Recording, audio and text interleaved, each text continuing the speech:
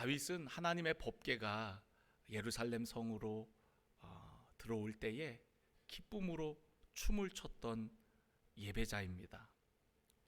그가 이스라엘의 왕이 되고 나서 제일 처음으로 한 사업이 바로 하나님의 언약궤를 예루살렘으로 가지고 오는 일이었어요. 그만큼 하나님의 언약궤를 사모한다는 것은 하나님을 사모한다는 거죠. 그래서 그 언약궤, 사울 왕 재임 때에는 그냥 아비나답 집에 처박혀 있던 그 언약궤를 다윗은 그것을 귀하게 모셔오는 것을 가장 첫 번째 사업으로 여긴 거죠. 왜 언약궤가 아비나답의 집에 있었나요? 엘리 제사장 때에 블레셋과 전투를 하는데 블레셋이 너무 강한 거예요.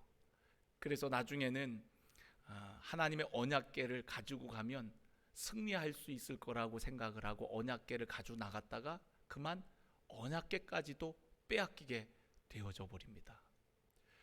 언약궤가 블레셋의 땅에 이제 보관이 되었는데 그 언약궤가 오고부터 블레셋 땅에 이상한 일들이 일어나는 거예요. 막 전염병이 생기고 다곤의 신상이 엎어져 있고 목이 깨져 있고, 그러니까 나중에는 블레셋 사람들이 이 언약궤를 두려워해서 수레에다가 실어 갖고 그걸 돌려보내는데, 그 돌려보낸 다음에 그 언약궤가 아비나답의 집에 머물게 되어진 겁니다. 다윗은 그 언약궤를 가져오기를 원했어요. 예루살렘 성으로 가져오기를 원했어요. 그래서 자기의 모든 사람들을 동원해 갖고, 우리가 6장을 보면은 거의 3만 명이 넘는 사람들을 동원해 갖고 새 수레를 만들어 갖고 언약궤를 이제 가지고 오려고 합니다. 수레에다가 언약궤를 싣고 오는데 그만 소가 널뛰어요. 그때 그 수레 옆에 있던 우사라는 사람이 그 소가 널뛰므로 언약궤가 떨어질 것 같으니까 그걸 집었다가 그 자리에서 즉사하는 그런 불미스러운 사건이 벌어지게 됩니다. 그러고 나니까 다윗이 그 언약궤를 가져오기를 기뻐하지 않는 거예요. 그래서 하는 수 없이 예루살렘으로 오다 말고 오벳 에돔이라는 사람의 집에 언약궤가 머물게 된 겁니다. 한참 있다가 들려오는 이야기가 하나님의 언약궤가 오벳 에돔의 집에 있는데 오벳 에돔의 집이 하나님의 은혜로 가득하다는 거예요. 그래서 다윗이 다시 언약궤를 가져오고자 하는 마음을 품게 되어져요. 왜 이런 일이 일어났을까? 왜 이런 불미스러운 사건이 일어났을까? 생각해보고 또 전문가들을 불러갖고 이야기를 들었겠죠. 알고 보니까 하나님의 언약궤를 옮길 때에는 소나 아니면은 수레에다가 싣고 옮기는 것이 아니라 제사장이, 레위 족속이, 고핫 자손들이 그것을 메고 옮겨야 되는 것이었어요. 다윗은 하나님을 위한답시고 새 수레를 만들고 많은 사람들을 동원해 갖고 그것을 옮기려고 했지만 그 언약궤를 옮기는 하나님의 방법이 있단 말이죠. 우리가 하나님께 예배할 때에도 참된 지식을 가지고서 하나님을 예배함이 중요합니다. 하나님이 어떤 분인지, 우리가 어떻게 예배해야 되는지를 알 때에 우리가 하나님이 기뻐하시는 예배를 드릴 수가 있는 것이죠. 다윗은 마음만큼은, 열정만큼은 앞섰지만은 하나님을 어떻게 섬겨야 되는지에 대해서 잘 몰랐어요. 그러니까 그런 실수를 한 겁니다. 다시 이제 그러한 것들을 깨닫고 나서 제사장들, 고핫 자손이 그 법궤를, 언약궤를 들고 그러고서 이제 옮기는 거예요. 어떻게 옮겼냐면 6걸음을 가고, 그리고 거기서 소와 살찐 송아지로 제사를 드리고, 그리고 또 6걸음을 가고 또 제사를 드리고, 6걸음이라 봐야 보폭이 좀 넓은 사람은 3m 정도, 2, 3m 가고 제사를 드리고 2, 3m를 가고 또 예배하고 2, 3m. 그러니까 아마 오베데돔의 집에서부터 예루살렘 성까지 거리가 어느 정도 됐는지는 정확히 알 수 없지만 수많은 예배를 드려가면서 언약궤를 전심으로 예배하면서 하나님의 임재 가운데 전심으로 기뻐하면서 예배했다는 거예요. 그 얘기가 오늘 여기 13절 우리가 읽은 본문 말씀에 보니까 여호와의 궤를 맨 사람들이 6걸음을 가매 다윗이 소와 살찐 송아지로 제사를 드리고 다윗이 여호와 앞에서 힘을 다하여 춤을 추는데 그때에 다윗이 베봇을 입었더라 라고 얘기하고 있어요. 그러니까 6걸음 가고 제사 드리고 춤을 추며 하나님을 예배하고 또 6걸음 가고 또 제사 드리고 그렇게 했다는 거예요. 여러분, 오늘 다윗이 그렇게 힘을 다하여 기쁨으로 예배할 수 있었던 것은 무엇 때문일까요? 다윗이 어떻게 하나님 앞에서 그렇게 기뻐하며 춤추며 예배할 수 있었던 걸까요? 그것은 바로 다윗은 하나님의 눈을 의식했고 하나님의 임재 앞에서 그는 기뻐하고 춤추며 예배한 줄로 믿습니다. 그가 춤추며 예배를 드린 것은 사람에게 보이기 위해서 사람 보라고 한 것이 아니라는 거예요. 하나님 앞에서 여호와 앞에서 했다라고 이야기를 합니다. 그의 부인 미갈이 뭐라고 얘기를 했었죠. 뒷부분에 보면. 그런데 여러분 다윗이 어떻게 말합니까? 다윗이 미갈에게 이르되 이는 여호와 앞에서 한 것이니라. 여호와 앞에서 한 것이니라. 그러니까 여러분 예배는요 하나님 앞에서 드리는 거예요. 예배는 사람에게 보이기 위함이 아니라 하나님 앞에서 하나님께 올려드리는 것이 바로 예배라는 거예요. 그래서 여러분 우리가 읽은 이 본문 말씀을 쭉 살펴보면 14절에도 여호와 앞에서 또 16절에도 여호와 앞에서 17절에도 여호와 앞에서 21절에도 여호와 앞에서 여호와 앞에서 여호와 앞에서 여호와 앞에서가 반복이 됩니다. 그러니까 여러분 다윗은 사람 앞에서 그렇게 예배했던 게 아니라는 거예요. 하나님 앞에서 그렇게 기쁨으로 예배했다라는 겁니다. 오늘 저와 여러분이 하나님만을 의식하며 예배하는 거룩한 예배자, 춤추는 예배자가 되어지기를 간절히 원합니다.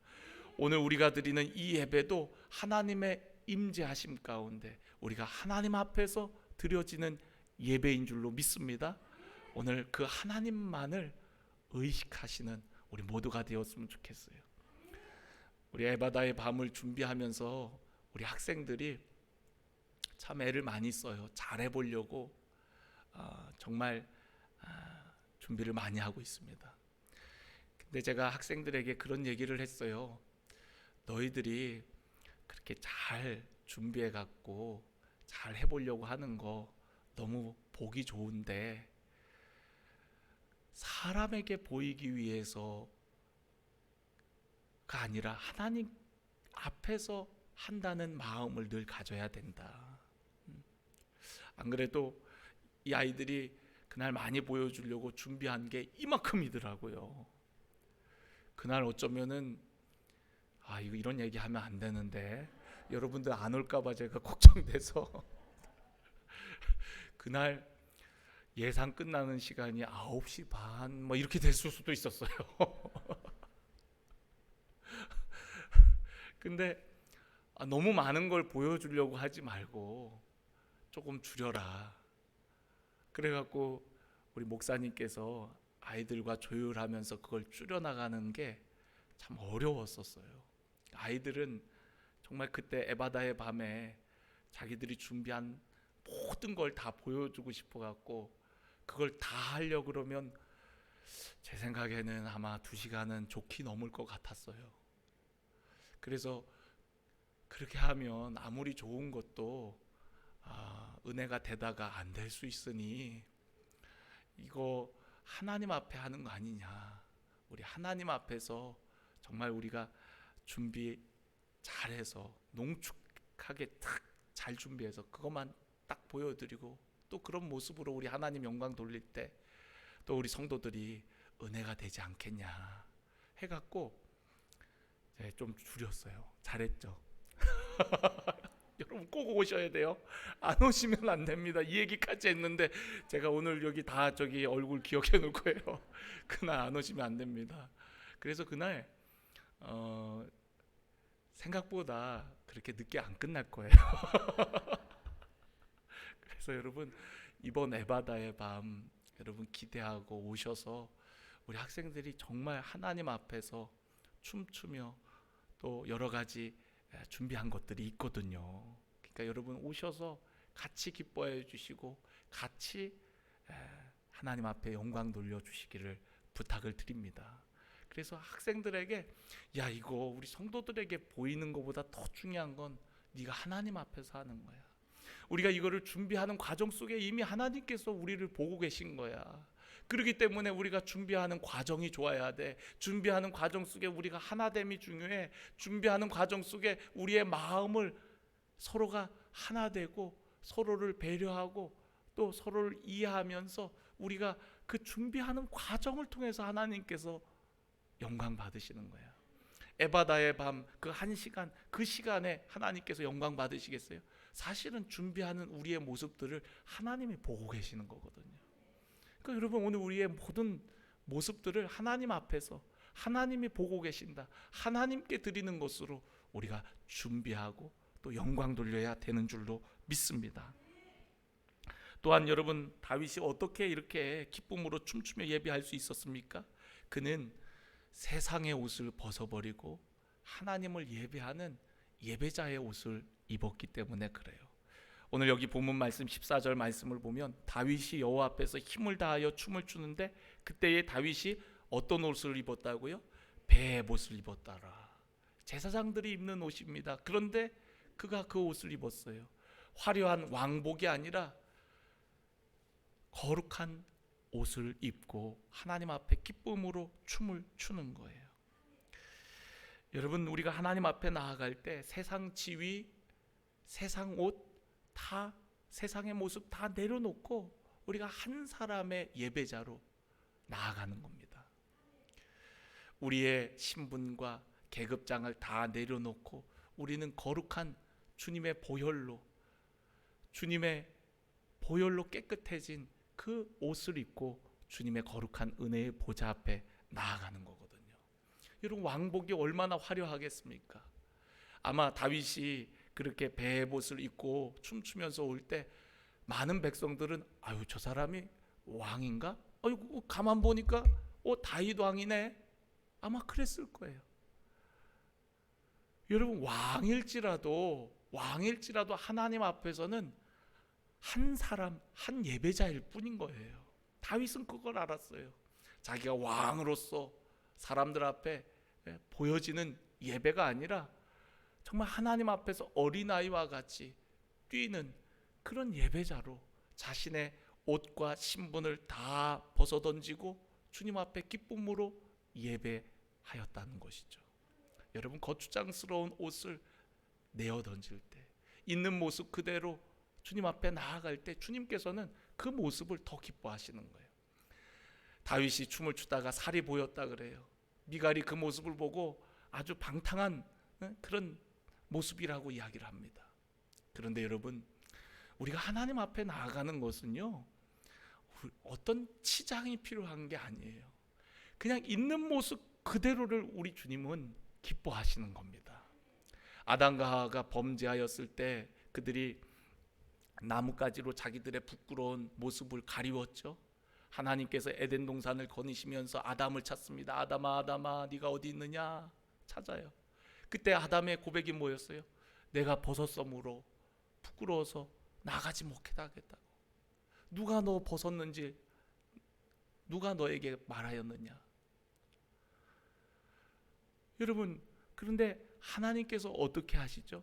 그들을 불러내갖고 짐승을 잡아갖고 피를 흘려갖고 가죽 옷을 해 입히십니다.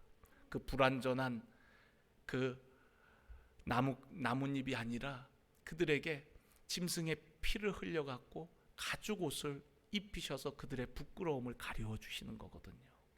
여러분 우리의 있는 모습 그대로 나가야 돼요. 그래야 주님이 우리를 새로운 옷으로 덧입혀 주시는 겁니다. 죄악된 모습, 부끄러운 모습 그대로 주님 앞에 나아가면 주님께서는 주님의 보혈로 우리를 씻어주시고 그리고 예수 그리스도 거룩한 옷으로 우리를 덧입혀 주시는 거거든요. 그러니까 여러분, 오늘 세상의 옷, 죄악된 옷 다 내어버리고 주님 앞에 나올 때에는 부끄러운 것 같아도 여러분, 주님 앞에 있는 모습 그대로 나아가시기를 간절히 원합니다. 나아만 장군, 아람 왕국의 나아만 장군의 이야기를 여러분 잘 아실 거예요. 그는 그 당시 최고의 나라의, 최고의 국가의 국방부 장관이었어요. 그가 입은 갑옷이 얼마나 화려했겠습니까? 그가 이끄는 군대가 얼마나 위험이 있었겠습니까? 그가 엘리야에게 와서, 엘리사인가요? 엘리사에게 와갖고 고침을 받고자 할 때 엘리사가 사환 하나를 보내갖고 뭐라고 얘기합니까? 저 요단강에 가갖고 7번 몸을 씻으라는 거예요. 여러분, 몸을 씻기 위해서는요, 옷을 벗어야 돼요. 그 거추장한 갑옷, 화려한 갑옷, 국방장관으로서의 그런 군대 장관으로서의 그 화려한 옷들을 다 벗어던지고 사람들 앞에 자신의 그 부끄러운 나병 걸린 살들을 드러내야 되는 겁니다. 처음에는 그 얘기를 듣고 그냥 가려고 그래요.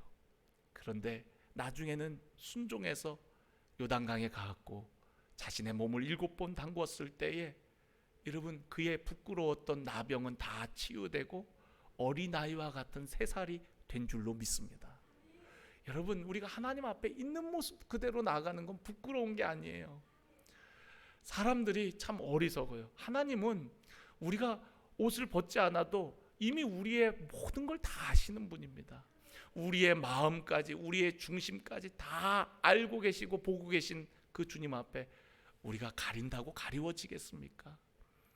때로는 우리의 속살이 드러난다 할지라도 주님 앞에 나아갈 때, 주님의 임재 앞에 예배할 때 여러분, 우리의 부끄러움을 가리워 주시고 우리에게 다시금 영광스러운 옷으로 덧입혀 주시는 줄로 믿습니다.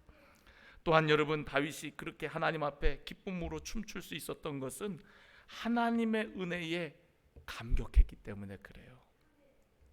여러분, 미갈이 다윗에게 어떻게 그럴 수 있냐고 했을 때에 다윗의 대답이 어땠어요? 21절에 보면 이는 여호와 앞에서 한 것이라 그가 네 아버지와 그의 온 집을 버리시고 나를 택하사 나를 여호와의 백성 이스라엘의 주권자로 삼으셨으니 내가 여호와 앞에서 뛰놀리라 라고 얘기를 해요. 여러분, 다윗은 하나님께서 자기를 택하여 주시고 온 이스라엘의 그런 왕으로 세우신 것에 대한 감사가 있었어요. 그는 목동이었어요. 아무것도 아닌 존재였지만 그런 나를 온 이스라엘의 왕으로 세우신 그 하나님, 그 하나님의 은혜를 생각할 때에 하나님 앞에서 이렇게 기쁨으로 감사함으로 예배하지 않을 수가 없다라는 거예요. 여러분, 예배는요, 우리가 하나님의 은혜를 계속해서 기억하는 겁니다. 하나님께서 내게 주신 그 은혜를 잊지 않고 이 예배를 통해서 다시금 기억하고 또한 하나님 앞에 감사와 기쁨으로 찬송으로 나아가는 것이 바로 예배인 거예요. 세상살이 속에서 우리가 하나님의 은혜를 잃어버릴 때가 많죠. 또 여러 가지 힘들고 어려운 일을 만날 때 하나님이 주셨던 그 은혜, 그 감격을 잃어버리고 식어질 때가 있어요. 그러나 여러분, 예배의 자리에 와서 다시금 그것을 상기하고 다시금 기억하고 그리고서 하나님 앞에 감사함으로 기쁨으로 춤추며 예배하는 것입니다. 그늘 다윗은 자기를 원수의 손에서 보호하시고 또 온 이스라엘의 왕으로 삼으신 것과 또 전쟁 때마다 자기를 승리케 하신 그 하나님, 그 은혜, 늘 보호해 주시고 인도해 주신 하나님의 은혜에 감격했어요. 여러분들은 오늘 무엇에 감격하시나요? 무엇에 감사하시나요? 여러분에게 주신 하나님의 은혜가 무엇인가요? 잃어버렸던 은혜가 무엇인가요? 오늘 이 예배를 통해서 다시금 기억하고 기쁨과 감격함으로 춤추며 예배하는 우리 모두가 되어지기를 간절히 원합니다. 마지막으로 여러분, 우리는 하나님을 즐거워할 때 춤추며 기쁨으로 예배할 수가 있어요. 다윗은요, 하나님이 주신 축복으로 인해서도 기쁨으로 예배했지만 다윗은 하나님 자체를 기뻐했던 거예요. 많은 사람들이 하나님이 주신 축복으로 인해서 즐거워하고 기뻐할 때가 많아요. 근데 여러분, 더 중요한 것은 바로 하나님 그분으로 인하여 기뻐하는 겁니다. 우리가 어떤 사람과의 관계 속에서 그 사람이 주는 어떤 혜택 때문에 내가 그 사람을 기뻐하면 그것은 어쩌면 좋은 관계, 온전한 사랑이라고 할 수가 없겠죠. 그 사람이 좋은 거예요. 그 사람이 나에게 이거를 줬기 때문에, 뭘 해줬기 때문에 하는 그런 사랑, 그런 기쁨은 세상의 기쁨이죠. 세상 사람들도 다 그렇지 않습니까? 그런데 여러분, 우리의 기쁨은 주님 한 분만으로 기뻐하는 거예요. 주님으로 인한 기쁨인 겁니다. 그러니까 다윗은 하나님을 기뻐했어요. 하나님이 주시는 은혜도 감격했지만 그 하나님을 기뻐하고 즐거워했습니다. 시편 16편 11절 말씀에 보면 주께서 생명의 길로 내게 보이시리니 주의 앞에는 기쁨이 충만하고 주의 우편에는 영원한 즐거움이 있나이다. 그러니까 주님이 바로 그의 기쁨의 근원이었고 주님이 바로 영원한 즐거움이라고 고백을 합니다. 다윗은 하나님의 임재 가운데 진정으로 기뻐했어요. 하나님 한 분만으로 정말 즐거워했어요. 여러분, 오늘 저와 여러분이 그 하나님을 믿음의 눈으로 바라보시기를 간절히 원합니다. 오늘 이 밤에도 나와 함께 하시는 그 주님으로 인하여 기뻐하시는 저와 여러분 되기를 간절히 원합니다. 세상의 즐거움은 유한할 수밖에 없어요. 세상 일들로 기뻐하는 것은 누구나 세상 사람들도 다 기뻐하는 겁니다. 그런데 여러분, 우리가 하나님으로 기뻐하는 것은 어떤 환경, 어떤 상황이든 기뻐할 수 있는 것을 의미합니다. 사도 바울이 감옥 안에서도 기뻐할 수 있었던 것은 바로 주님으로 인한 기쁨이었어요. 그 안에 함께 하시는 성령님으로 인한 기쁨이었어요. 그래서 여러분, 감옥 바깥에 있는 성도들을 기뻐하라, 내가 다시 말하노니 기뻐하라고 권면하지 않습니까? 어떻게 그렇게 기뻐할 수 있습니까? 바로 그는 어떤 때문에의 사랑이 아니라, 어떤 환경과 조건에 의한 기쁨이 아니라 바로 나와 함께 하시는 그 주님 때문에 누리는 기쁨이기 때문에 그렇습니다. 여러분, 오늘 여러분의 상황과 형편이 어떤지 모르겠어요. 그런데 여러분, 오늘도 나와 함께 하시겠다고 하신 그 주님이 여러분과 함께 하십니다. 그 주님으로 인하여서 여러분 진정으로 기뻐하시는 여러분 되기를 간절히 원합니다. 어떻게 다윗이 그렇게 기쁨으로 춤출 수 있는 힘이 어디서 나오는 겁니까? 느헤미야서를 보면은 여호와를 기뻐하는 것이 너희의 힘이라 그랬어요. 그러니까 여러분, 하나님을 기뻐하는 것이 그런 힘이 생기고 춤추면서 예배할 수 있는 거예요. 6걸음 가고 또 춤추면서 하나님 앞에 예배하고 또 6걸음 가고 춤추면서 예배하고 하루 종일 예배한 거예요. 어떻게 그런 힘이 나올 수 있어요? 바로 여호와 하나님, 그 하나님의 임재 앞에서 그분 한 분만으로 만족함으로, 그분 때문에, 그분으로 인하여, 오직 주님으로 인하여, 할렐루야. 오늘 저와 여러분이 정말 그분으로 인하여, 예수님 한 분만으로 인하여 만족하고 기뻐하는 우리들의 삶이 되어지기를 간절히 원합니다. 오늘 이 예배는, 오늘 이 본문 말씀은 대조를 이루어요. 하나님께 예배에서 은혜와 복을 누린 오베데돔과 다윗, 반면 하나님 앞에 똑같은 예배 자리에 있었지만 하나님의 은혜를 경험하지 못한 미갈과 우사, 이 두 사람이 대조를 이루는 겁니다. 미갈은 그 하나님의 임재 앞에 많은 사람들이 예배하고 있을 때 미갈은 구경꾼이었어요. 이렇게 쳐다보다가 왕이 채통 없이 저건 뭐 하는 짓이야, 이러고 있었단 말이죠. 구경꾼이었습니다.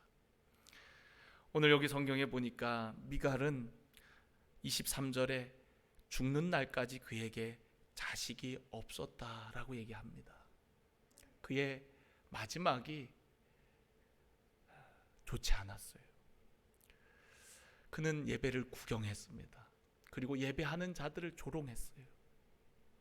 반면 하나님의 언약궤를 남들이 안 모시려고 할 때 모셨던 오베데돔의 집에는 하나님의 은혜가 가득했고요. 하나님을 기쁨으로 예배했던 다윗은 하나님께서 그의 가문을 축복하셔서 그에 대해서 왕위가 끊어지지 않고 마침내 메시아가 그의 가문에서 그의 후손으로 오게 되어지는 것을 우리는 알 수가 있습니다.